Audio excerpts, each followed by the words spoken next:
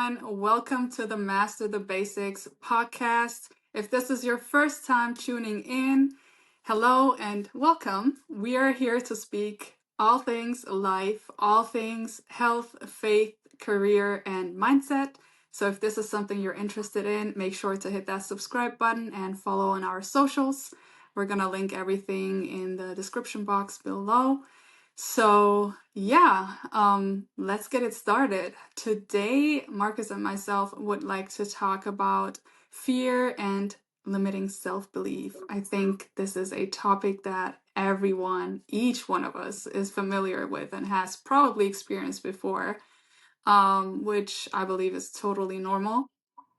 And we just want to talk about our own experience in this regards and share our learnings with you today. So let's get it started with the first question. Marcus, what's one fear you had to unlearn to move forward in life? Yeah, no, appreciate the question. And I would say the main fear that I had to overcome in my life was me speaking up and speaking out in front of crowds. I'm a natural introvert, was always that way as a kid, never really spoke up at all. I actually was called a mute growing up, where I only spoke to my family. So just like a mute on the remote, the button, like I literally would not speak to other people. Grown ups, really just my friends at school or my family members. And I always had anxiety around that because I was always have a lot of stuff to actually say, but afraid to say it and afraid of what other people may think of you, afraid of what people may say or believe and all that type of thing. And that was probably the biggest thing that I had to overcome in my life, was just the fear of speaking up, whether it be in school, whether it be with family, out and about, in the workplace, whatever the case may be. And I've had to learn to grow out of that year by year by year. So yeah, that was the biggest thing for me. How about you? Wow, that's deep. For me, it goes in a similar direction. For me, it was more so the fear of rejection. And um, linked to that, also speaking up for what my opinion or my point of view on certain topics are, my values are, and where is this coming from? Like, where is my fear of rejection coming from? I think it's a topic that I was raised with culturally. So my parents are immigrants coming from Turkey. They came to Germany in the 70s. And me looking to different, my name being different than everybody else here, and me being the minority, whether in school or in college or at work over all these years growing up, it definitely, gave me the fear of being rejected if I had a different opinion on certain things or if I was to voice out my value system.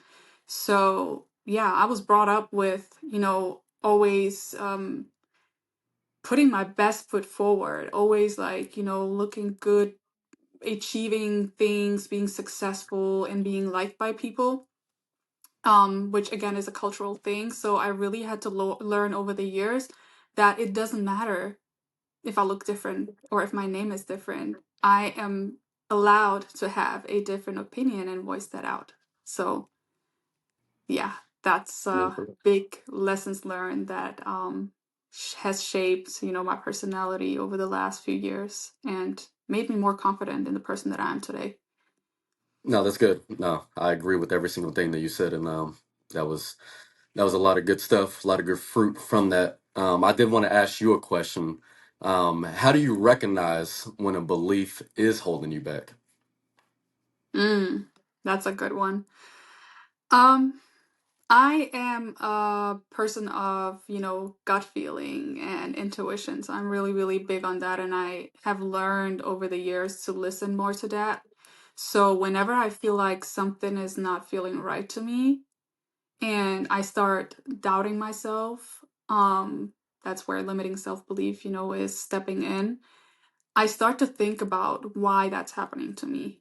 And usually I either take notes or journal about it and then think about it, sometimes I watch some YouTube videos to get, some insights into how others deal with that.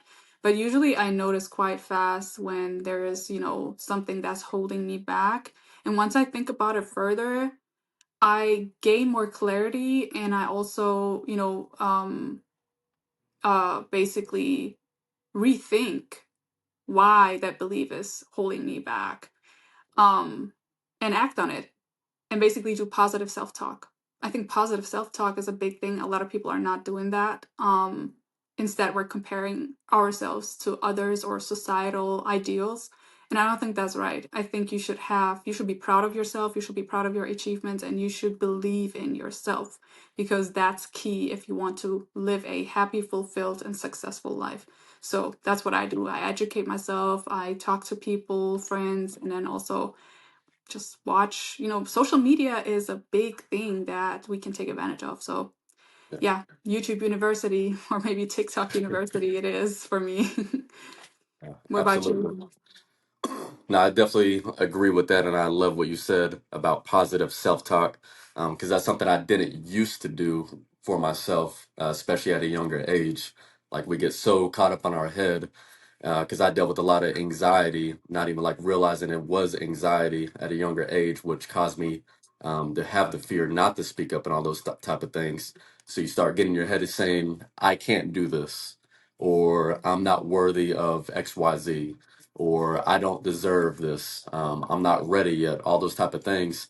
I had to change my mindset on all that stuff, and my parents helped instill a lot of that stuff in me, to where I started recognizing when something was holding me back, and a lot of it stemmed from those anxieties. So it's like, no, I can do this. If you say you can, you will. If you say you can't, you won't. I tell that to my kids now all the time. When my oldest, especially, he says, "I can't do this. It's too hard." Yes, you can. You just got to put in work and practice at it.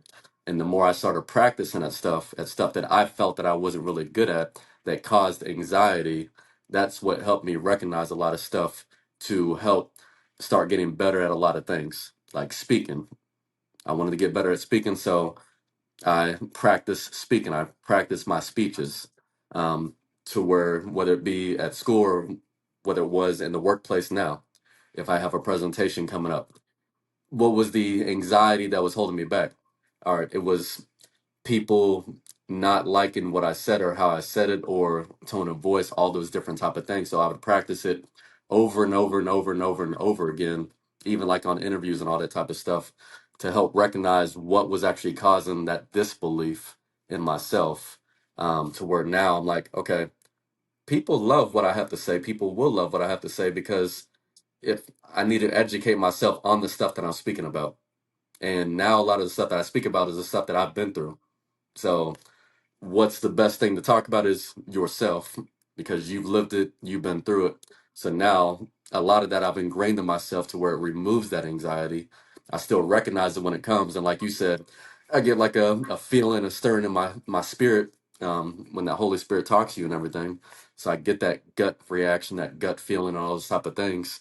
And I know I'm like, okay, I'm supposed to say something at this point in time, because that gut feeling is trying to hold me back from saying it, when really this is what something I should be saying, because it's very educational, it's positive, speaking life and not death, like you said. Speak that over yourself on a daily basis. Start your day with that and say it throughout the day, in your day with that prayer, all that type of stuff. Has helped me a lot in that, to help recognize what was holding me back in my life. Mm-hmm. Yeah, yeah, I agree. I want to add a little something to this before I move on to the next question. I really Mhm. believe that once you do start listening to yourself or to the spirit more, or even once you start being more mindful, I think it all comes with the process of maturing and working on yourself, working on your mindset. Because I've realized the more I listen to myself in certain situations, like how I said earlier, I feel it when something ain't right, like when something is holding me back, and it doesn't go away, it doesn't let go of me until I've resolved that situation, until I've dig deeper. and sat down and, spent some thought on that topic. So that was something that I wasn't always doing. I would just like go find some distractions just to like, put that thought aside. And I think a lot of people go through life doing that. And for me, that it started changing once I really started like, working on that thought and be like, why am I feeling this way? What is it that makes me feel that way? And what can I do, or how can I resolve this situation? Because I know it will not give me peace until I have done so. Yeah, absolutely. So, yeah, I really want to urge each and every one of you who's listening to this out there to really, I know it's uncomfortable, but we also know nothing happens in the comfort zone. So there is no growth there. Okay, let's move on. So I would like to ask what you would do today if fear was not a factor in your life. Yeah. So I love teaching, coaching, mentoring, like educating people like in all realms, whether it be like a course or like leadership training, like coaching in sports as well. Like I coach my oldest son's football team on the weekends, and I love doing that. So like something I've always wanted to do is actually be a football coach, a sports coach, or a life coach, and just pour into people and really do that as a full time job. But I think it gets so ingrained on myself with safety nets and thinking that you need a corporate job and all this stuff when God will provide the resources exactly what you need. It's just taking that leap of faith and starting things now on the side and building them up, just like this podcast that we're doing, will allow that to flourish in the future. But a lot of that stuff was holding me back just from fear, like what we've been talking about the whole time, just speaking out, speaking up, speaking in front of a camera, on video, like all those different type of things. Um, but yeah, if there was no fear at all, if it wasn't a factor at all, I would step directly into that and feel like I would be unstoppable doing it. And it's just the fear of the unknown that gets you held back with finances and having a place to live and supporting yourself and supporting other people with kids and all that stuff. So I think that's what a lot of people fall into, which is why majority of people go the corporate route and all that type of stuff versus being an entrepreneur or a business owner. And a lot of what's helped me over the last couple of years is seeing my brother do it. He stepped out of corporate America in 2012 and has built a full business over the last 13 years now to where it's flourishing. But I saw where he started from and where it was on social media to where he has a full on brand now. And I envision that for myself and not going to let fear hold me back in any of those type of settings anymore. So, what about yourself? I really like what you just said. Before I get to my perspective, I want to add to it and say energy goes where attention, or energy flows where attention goes. So whatever you pour into, I believe that that will thrive and grow and you will be successful in that. So yeah. Um, for me, I think my life would look completely different. But I can also just say that because I have worked in corporate also for the last decade, and I have experienced it. I have, gained a lot of experience in that area, and I wouldn't regret doing something else now.